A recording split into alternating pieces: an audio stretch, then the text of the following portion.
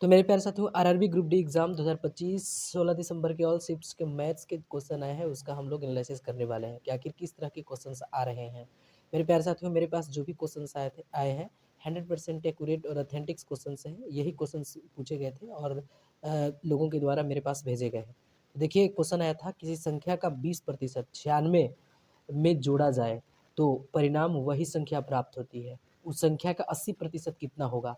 तो जैसा कि देख सकते हैं कि किसी संख्या है, तो मान लीजिए वो संख्या क्या है, x है। उस संख्या का 20% मतलब 20/100 लिख देंगे। उसमें कितना जोड़ा जाता है? तो 96 जोड़ा जाता है। तो वही संख्या प्राप्त होती है, मतलब जो संख्या माने है x, वही संख्या प्राप्त होती है। तो सबसे पहले हम इसका जो है x का वैल्यू निकाल लेंगे यहाँ से। तो 20 × 25 100 हो जाएगा और यहाँ क्रॉस मल्टीप्लाई कीजिएगा तो भीम के जोड़ आप सब लोग को बनाने आता है। देखिए, हम डायरेक्ट इसको बना देते हैं। देखिए, 96 में 5 से गुना कीजिएगा तो मेरे प्यारे साथियों कितना हो जाएगा? 6 × 5 = 30, 9 × 5 = 45 और 3 = 48 हो जाएगा, यानी 480 हो जाएगा। और यहाँ इधर आपको प्लस में x बचा हुआ है और क्रॉस में गुना कीजिएगा x में तो 5x हो जाएगा, यानी 4x का मान आपको निकालना है। 4x = कितना? 480। तो x का मान आप ऐसे डायरेक्ट काट सकते हैं, 12 × 4 = 48 यानी 120। कितना आ जाएगा? 120 आ जाएगा। अब मेरे प्यारे साथियों क्या बोला है कि उस संख्या का जो भी संख्या आया है, x का मान कितना आया है मेरे प्यारे साथियों? x का मान आया है 120। अभी 120 का 80% कितना होगा? तो 80/100 कर देंगे। तो देखिए, इसका 80% आप लोग को निकालना है तो 00 से 00 और 12 8 96, यानी मेरे प्यारे साथियों आप लोग को पता चल गया होगा कि 96 जो है इसका राइट आंसर हो जाएगा। तो इसका 96 यानी ऑप्शन नंबर ए इसका सही हो जाएगा। उसके बाद देखिए, एक क्वेश्चन मेरे प्यारे साथियों क्या आया था, एक क्वेश्चन आया था ए और बी एक काम को 8 दिनों में कर सकते हैं, ठीक है। यदि बी अकेले उस काम को मेरे प्यारे साथियों 16 दिनों में करता है तो ए अकेले उसी काम के आधा भाग को कितने दिनों में पूरा कर लेगा? तो देखिए, आपको दिया हुआ है कि ए और बी दो व्यक्ति हैं। जब ए और बी दो व्यक्ति मिलकर के काम करने जाते हैं तो उस काम को 8 दिनों में समाप्त कर देते हैं, ठीक है। जबकि मेरे प्यारे साथियों बी अकेला जब काम करने जाता है तो 16 दिनों में काम को समाप्त करता है। तो ए जो है, ए अकेला जो भी काम है टोटल वर्क उसके आधे भाग को कितने दिनों में करेगा? तो सबसे पहले इसके टोटल वर्क को हम निकालेंगे। तो टोटल वर्क कैसे निकालेंगे? 8 और 16 का एलसीएम 16 हो जाएगा, ठीक है। अब ए और बी जब दोनों एक साथ मिलकर काम करने जाते हैं तो इसका एफिशिएंसी क्या है, यानी एक दिन में ये कितने काम कर सकते हैं? तो 16 में 8 से भाग देंगे तो 2, यानी ए और बी जब दोनों साथ में मिलकर के काम करने जाते हैं तो एक दिन में 2 काम करते हैं, ठीक है।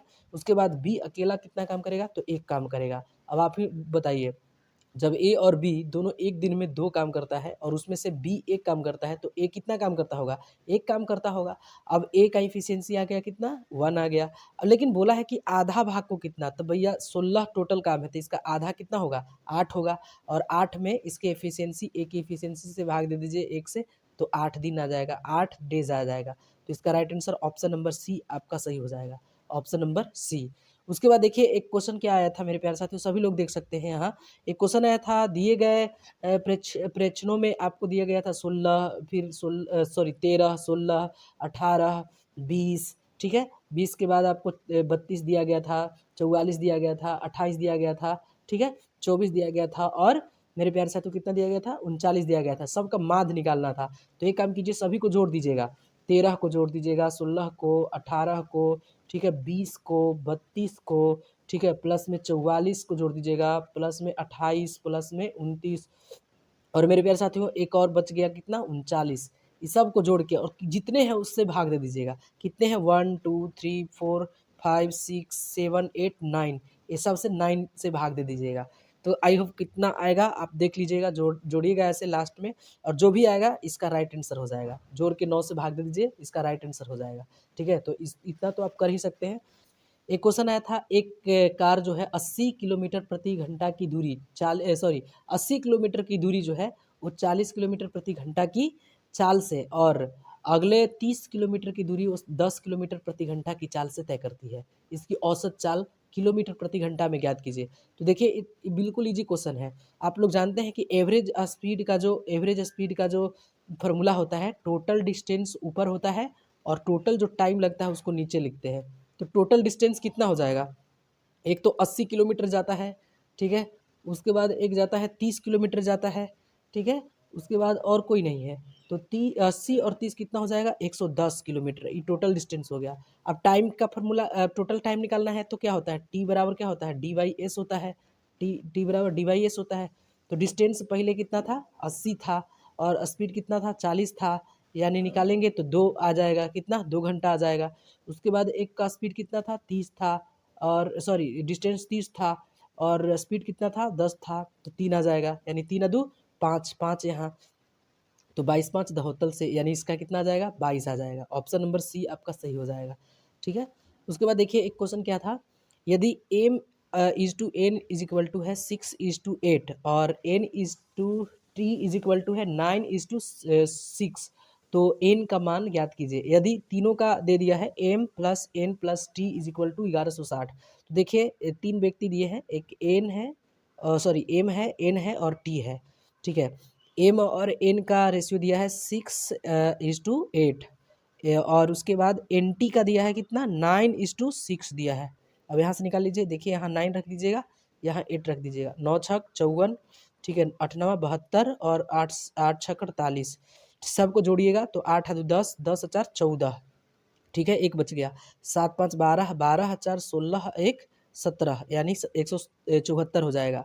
अब इसको तीनों का मान आ गया, एम एन टी का मान आ गया, तीनों के बराबर दिया है कितना, 11,600 दिया है, 11,600 दिया है। तो मान किसका निकालना है, तो मान एन का निकालना है, यानी एन बीच वाला का, 72 वाला का मान निकालना है। तो देखिए यूनिटरी मेथड आप सभी लोग को पता होगा आएगा, देखिए इसको ऐसे हल कर लीजिएगा। ठीक है, 1600 और गुने 72 और 174 से भाग दे दीजिएगा, जो भी आंसर आएंगे आपके सही हो जाएंगे। जो भी आप इतना हल कीजिएगा तो इसमें से कोई ना कोई आ जाएगा एक ऑप्शन, ठीक है, उसको हल कर लीजिएगा। उसके बाद देखिए एक क्वेश्चन क्या आया था, सभी लोगों को दिखाई दे रहा होगा, यदि विक्रय मूल्य 1680 है, ठीक है, तो 16% की हानि होती है, 16% की हानि होती है। यदि 80% की छूट देने के बाद यदि 15% का लाभ हो, तो उसका उत्पाद का अंकित मूल्य ज्ञात कीजिए, अंकित मूल्य। तो मेरे प्यारे साथियों, सबसे पहले 16% की हानि, इसका मतलब कि 84% में उसको बेच रहा होगा, और विक्रय मूल्य दिया है 1688। तो कोई भी चीज़ अपने आप में कितना परसेंट होता है, 100%, यानी जब 100 का मान निकाल रहे हैं, इसका मतलब कि आप सीपी निकाल रहे हैं, क्या निकाल रहे हैं, सीपी, यानी कॉस्ट प्राइस निकाल रहे हैं, क्रय मूल्य निकाल रहे हैं। देखिए ना, इसको आधा कीजिए ना, इसको आधा कीजिए या इसका दोगुना कीजिए, 4 दूनी 8, 8 दूनी 16, तो 2 बार में खत्म हो जाएगा, यानी 20 बार में खत्म हो जाएगा। और 20 में क्रॉस गुना 100 से कीजिए, 2000 आ जाएगा, कितना आ जाएगा, 2000, यानी कॉस्ट प्राइस आपका निकल के आ गया कितना, कॉस्ट प्राइस निकल कर आ गया मेरे प्यारे साथियों, कॉस्ट प्राइस 2000। अब देखिए आपको एमपी निकालना है, तो एमपी बटे सीपी इज इक्वल टू, देखिए ना, एमपी आपको पता नहीं है, एमपी पता है क्या, नहीं है, ठीक है, एमपी पता है ना, छूट दे रहा है 80% की, तो 80% की छूट दे रहा है, मतलब 20% बचेगा, ठीक है, और 15% लाभ, मतलब कितना, 115, ठीक है। तो इसको आप ज्ञात कर सकते हैं। यहाँ सीपी देखिए क्या दिया है, सीपी अभी निकाले हैं आप 2000, ठीक है, 2000 और 20 बटे 115 कर दीजिएगा, तो आएगा आपका आंसर आ जाएगा। उसके बाद देखिए एक क्वेश्चन क्या आया था, एक क्वेश्चन आया था मेरे प्यारे साथियों, एक बेलन की आधार की त्रिज्या कितना है, तो 7 सेंटीमीटर है, ठीक है, और ऊंचाई कितना है, 15 सेंटीमीटर है, तो उसका संपूर्ण पृष्ठ का क्षेत्रफल, आप जानते हैं कि संपूर्ण पृष्ठ का क्षेत्रफल क्या होता है, 2 pi R into R plus H होता है, ठीक है। तो 2 गुने पाई का मान ही छोड़ दीजिएगा, क्योंकि पाई में ही सबके ऑप्शन दिए हैं, ठीक है। आर का वैल्यू दिया है आपका कितना, 7 दिया है, तो 7 और 7 और 5 दोनों 15 दोनों को जोड़िए तो कितना आएगा, 7 प्लस 15 जोड़िएगा तो 22 आ जाएगा, यानी 7 दूनी 14 और पाई और गुना आपको 22, यानी 22 में 7 से गुना करना है, ठीक है, 22 में 14 से गुना करना है, सॉरी 14 से गुना करना है, तो 22 में 14 से गुना करना बिल्कुल ईजी है, 22 के बाद एक जीरो लगा दीजिए, 10 गुना हो गया, और 22 चौका 88, 22 चौका 88, यानी 8 8 10 308 आ जाएगा, कितना आ जाएगा, 308। ऑप्शन नंबर बी में आपका दिया हुआ है, ऑप्शन नंबर बी आपको दिया हुआ है।